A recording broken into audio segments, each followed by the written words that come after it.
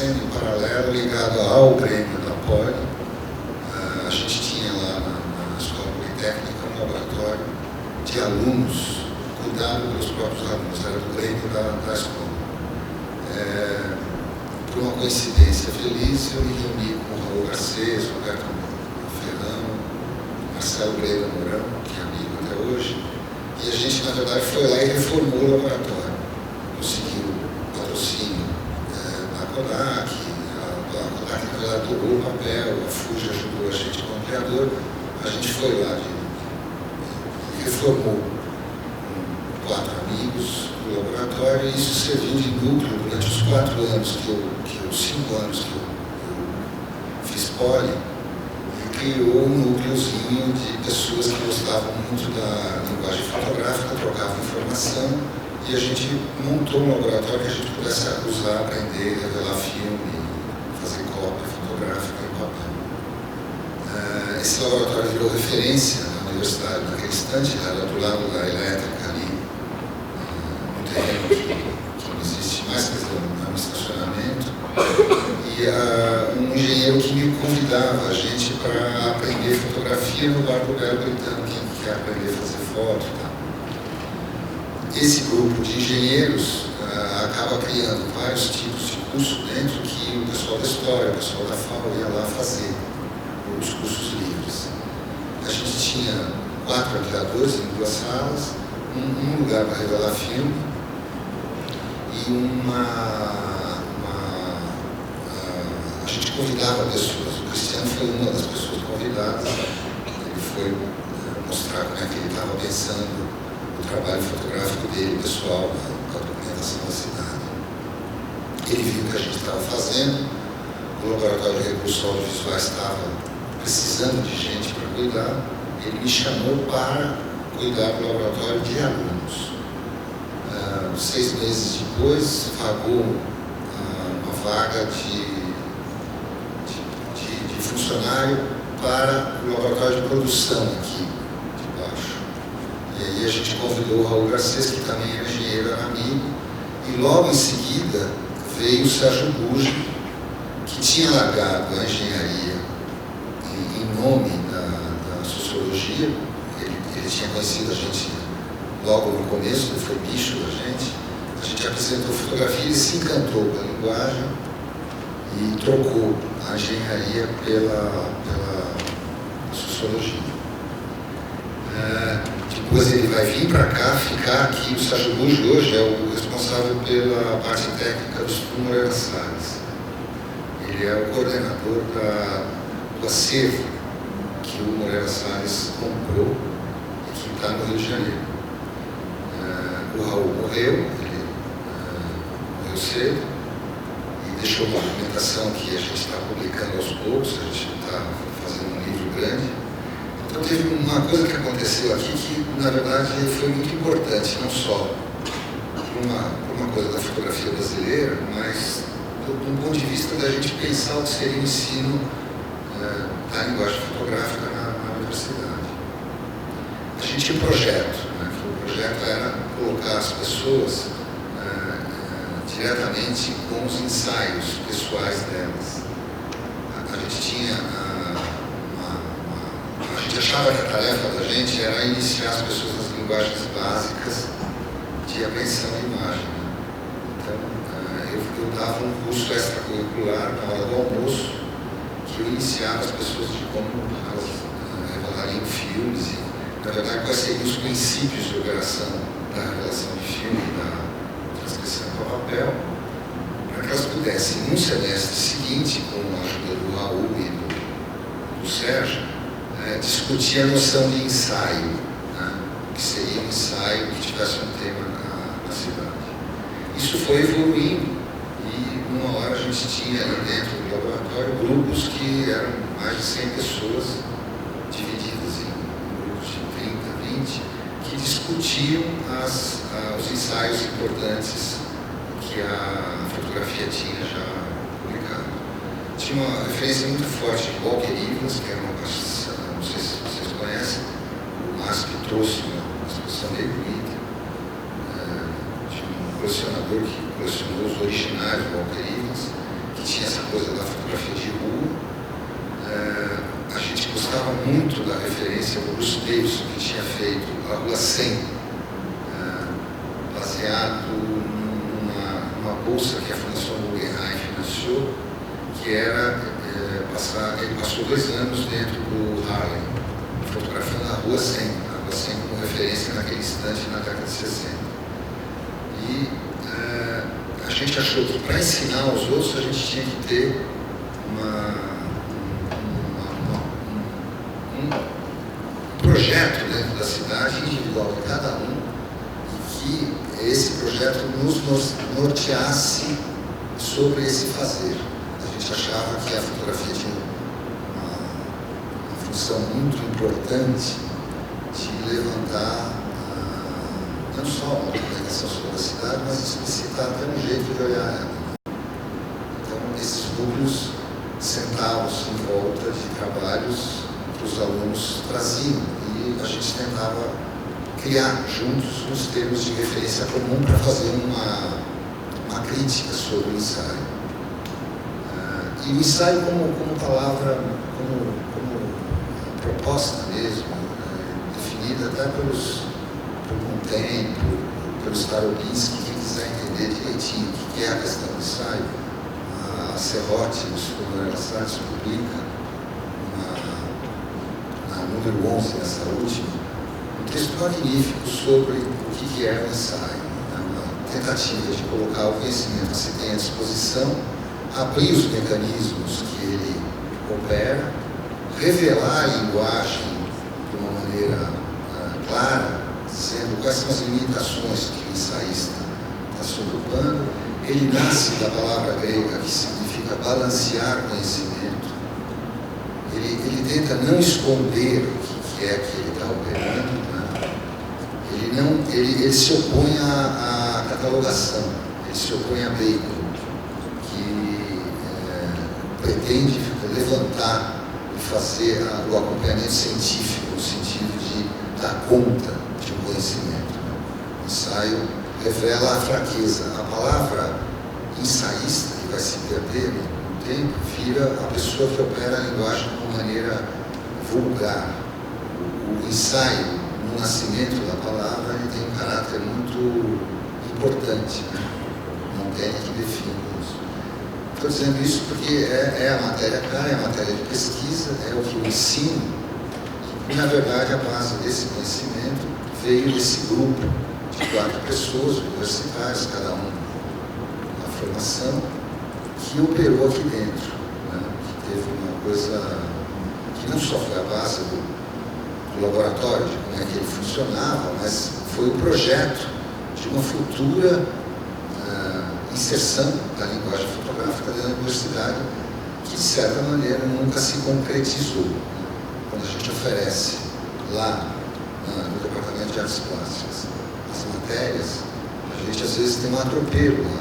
Não porque a gente deu o curso de Direito, a gente dá também, mas de repente você abre um curso que tem vaga para a USP, você percebe que tem 190 inscritos para fazer fotografia. E é estranho que a universidade não tenha a inserção dessa linguagem dentro da academia. Uma linguagem tão importante quanto o desenho. Né?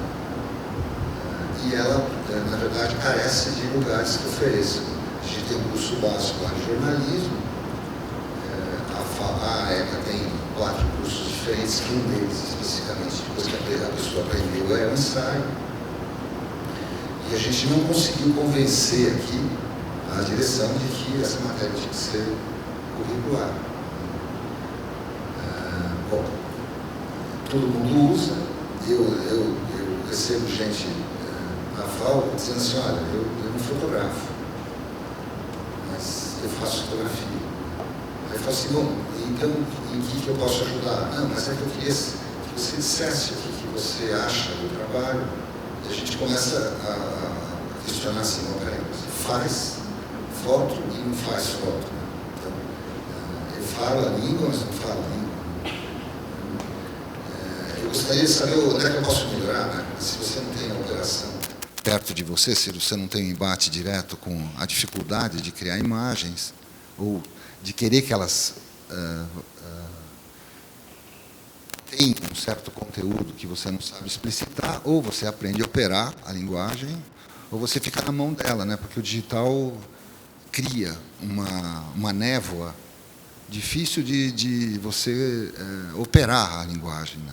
Você não tem embate direto com o material, a tela talvez não tenha a cor acertada, os processos de impressão são automáticos, vira tudo em nome de um mecanismo que o próprio equipamento te dá, né? Você não sabe tirar a função do equipamento para poder você privilegiar ou mostrar o matiz de um verde de uma praça, ou pensar uma cor que está na parede de um prédio, né?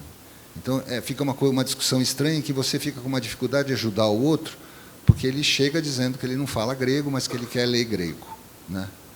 Mas não, é fácil, porque, na verdade, o que eu quero é uma coisa muito simples, porque eu quero documentar, as pessoas usam muito isso, né? Mas o que significa documentar? O que é que você vai estar privilegiando na hora que você olhou para aquilo que você quis mostrar? Ah, não, era o objeto central, o meu interesse. Mas está confuso, porque está grande demais, né? Ah, o chão ficou claro, mas o chão era cimento, eu queria que ele... Quer dizer, na hora que você começa a perguntar o que ele quer, ele começa a dizer e apontar, como no desenho, como na pintura. Ah, não, eu queria que o asfalto tivesse a textura, que a parede mostrasse quanto manchada ela é. Só que ele não sabe operar isso, né? Porque eu teria que interferir na linguagem para que ela pudesse ter a força que a pessoa está pedindo. Bom, então, o projeto está em andamento, isso é para todo mundo pensar um pouquinho na foto aí, né? Eu vou passar, na verdade, os projetos eram assim.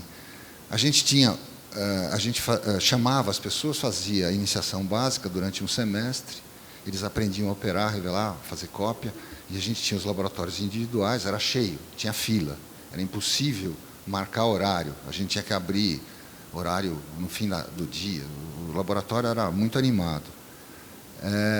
Essa pessoa que aprendia voltava e se inscrevia num curso seguinte, que era fazer um ensaio, né? Então, a operação dominada, ele tinha autonomia de usar o ateliê, porque ele dominou os procedimentos, sabia, na verdade, e sabia mais do que só colocar o revelador, ele sabia como o revelador funcionava.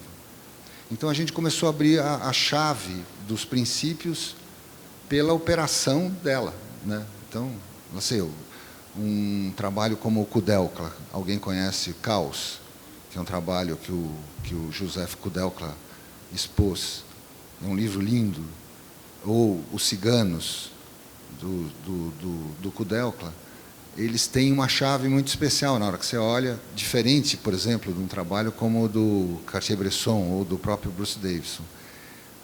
O segredo da operação está no jeito como ele revela o filme. Ele revela o filme muito, ele expõe o filme pouco, as sombras somem e a questão gráfica da imagem fica muito forte, ela fica muito dramática.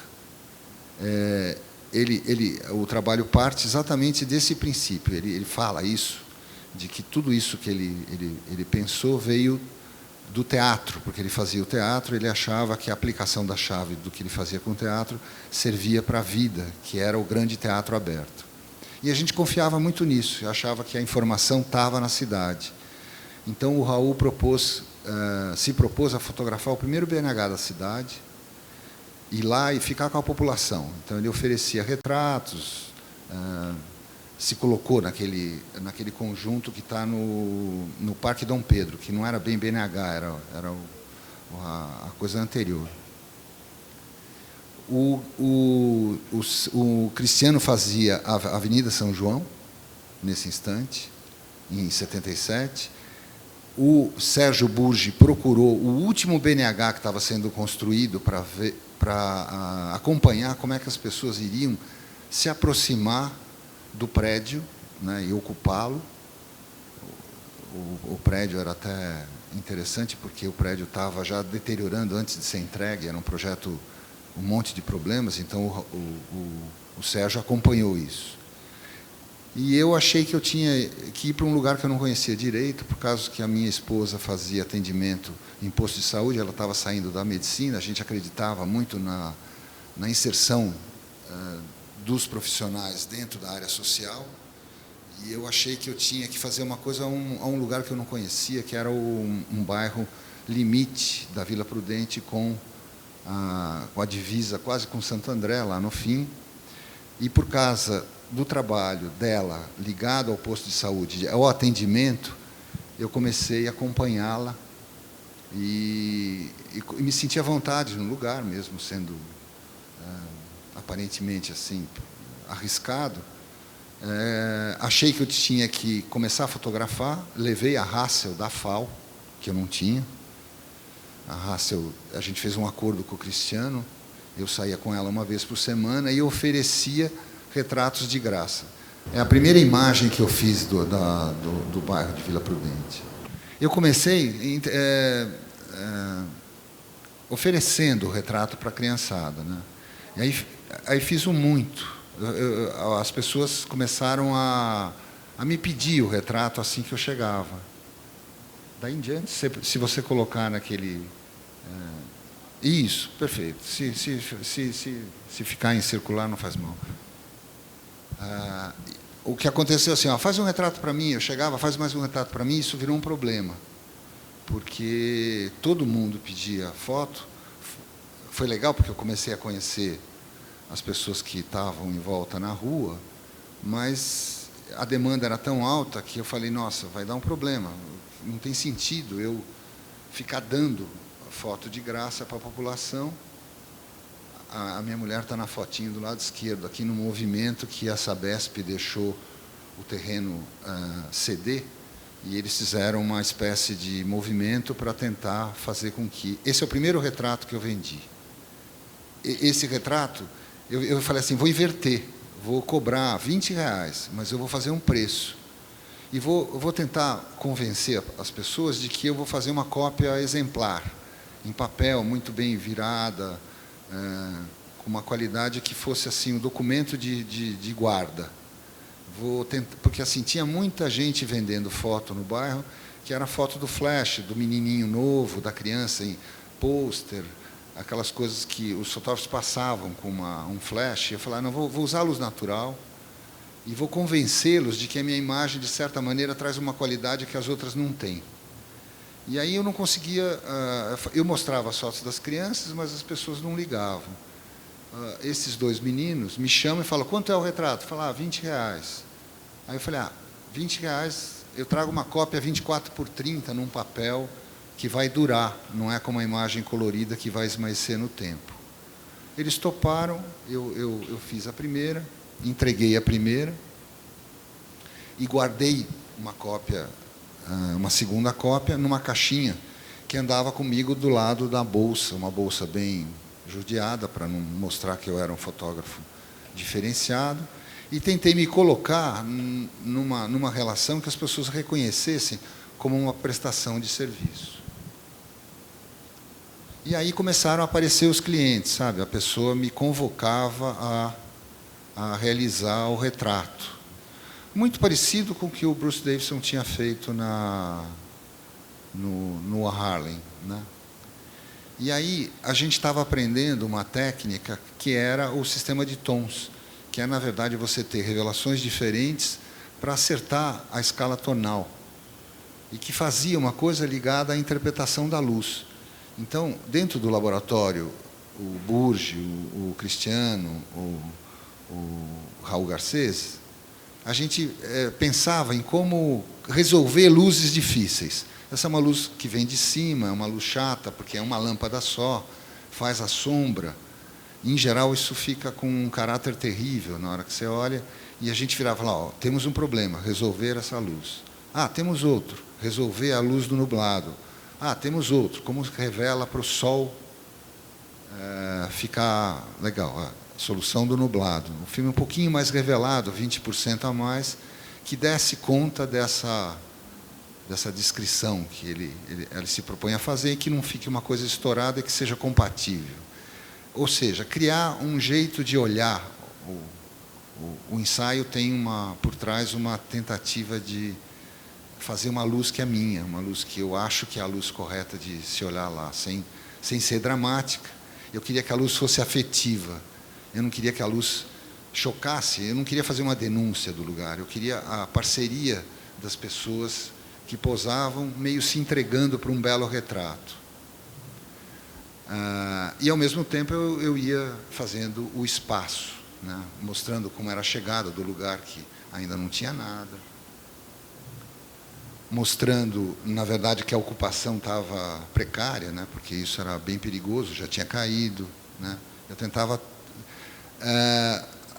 o retrato pedido, mas as pessoas não dominam o espaço que eu estou enxergando, né. Então, o fato de eu estar com uma lente um pouquinho maior coloca um menino que ninguém esperaria que ele estivesse, e que, na hora de entregar o retrato, a pessoa reclama, fala, mas você fez o retrato errado. O retrato era do casal que estava na cerca e meu, né? Essa moça do lado direito, ela vira para mim num momento e diz assim, mas você talvez não seja um fotógrafo normal. Parece que você está aqui atrás de alguma coisa que não está se revelando, que está velado, né? Eu falei, mas por que você acha isso? Porque a sua foto é estranha, a sua postura em relação nunca é de ser rápido, você se demora, né? Ela desconfiou de que a minha intenção... Eu falava, olha, com o passar do tempo isso esclarece, ela virou cliente, eu fotografei ela dentro da casa. Então, eu criei uma relação de amizade, assim. Durante 2 anos, eu refiz esse percurso, e era assim, era o dia legal aqui, né? A gente tinha dispensa, que o Cristiano... a gente era dispensado uma vez por semana aqui, tinha um rolo de assinar a ficha de presença aqui de funcionário, tinha um acordo que o Cristiano dispensava a gente em nome desse projeto de documentação, e cada um de nós se dirigia em dias diferentes a um lugar, né? Essa é a capa do livro. A gente conseguiu publicar o livro agora, em julho.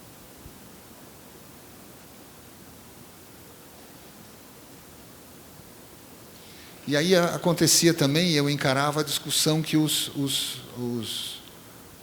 habitantes me punham. Ou seja, não gostei da cor que o meu quarto ficou. O meu quarto é azul, e você deixou ele escuro. Eu falei, olha, eu não quis ligar nenhuma luz, eu só usei a sua lâmpada e a entrada da janela, né? Aí as pessoas que estavam em volta falaram, não, se você descer lá embaixo, acho que ele tem razão, porque acho que, de certa maneira, ele fez a luz que o seu quarto tem.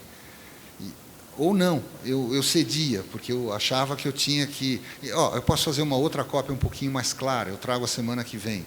Eu fiz questão que essa relação fosse dessa natureza, né? Ela que bolou o jeito dela posar. Essa mulher falava do quarto que tinha ficado escuro, porque a parede era azul, né? O azul, numa escala... Era um azul escuro.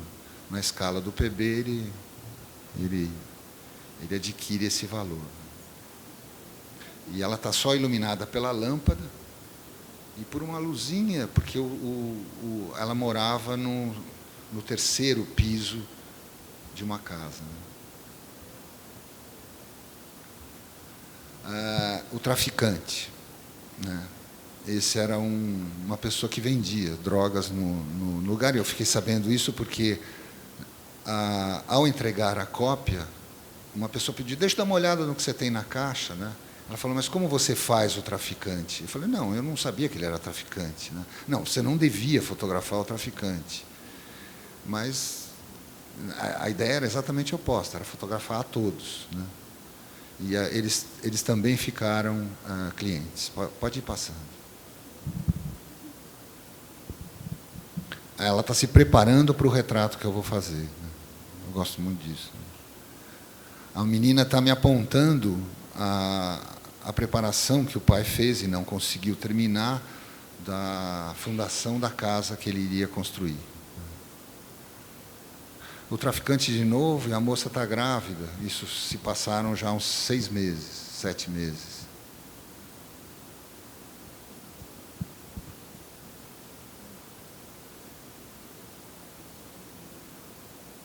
Nessa família eu fiz mais de 15 retratos.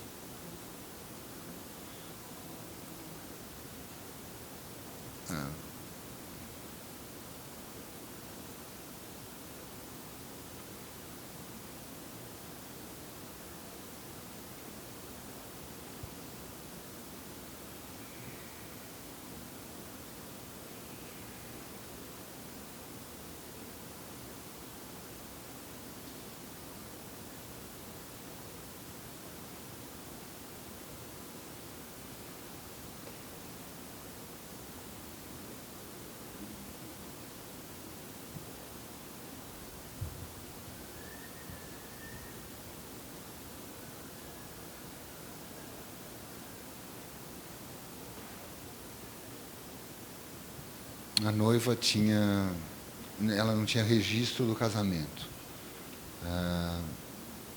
Ela tinha guardado, ela já tinha se casado há 2 anos, ela pediu que eu fosse num sábado, que eu fazia assim, eu ia numa quarta-feira, e como eu gostava muito do bairro, eu voltava às vezes a cada 15 dias no sábado.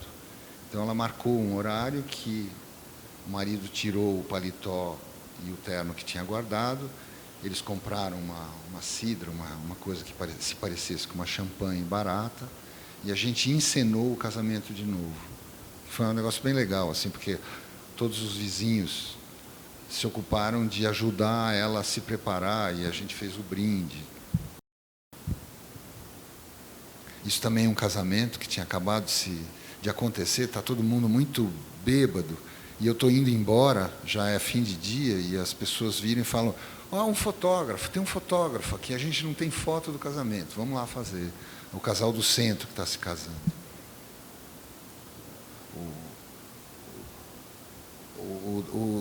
O de terno escuro é o padrinho, o casal é o que está do lado dele.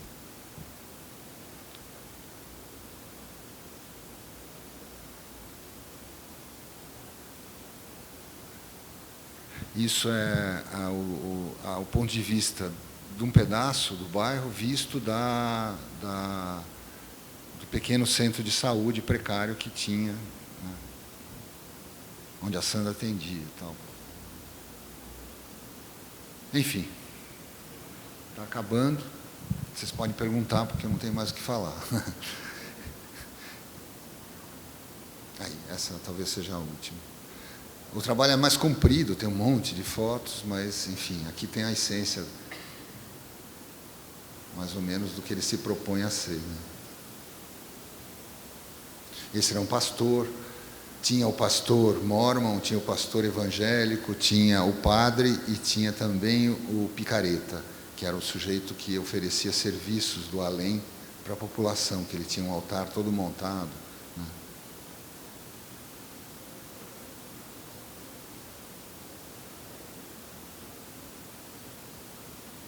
Essas duas funcionam em dupla, volta um pouquinho.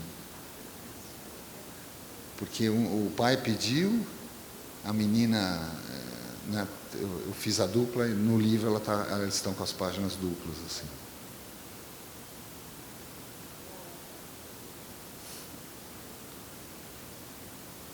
Essa é a última.